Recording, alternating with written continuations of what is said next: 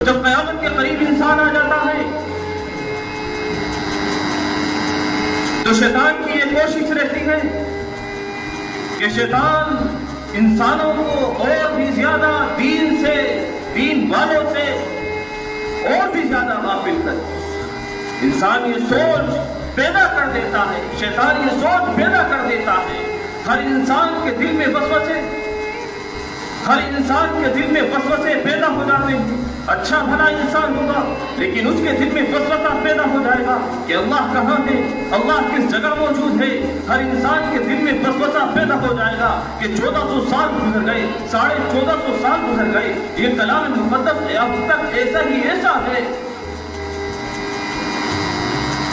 और आसमान से उतरने वाला दीन जिसे दीन इस्लाम कहा जाता है, ये किस भला का नाम है।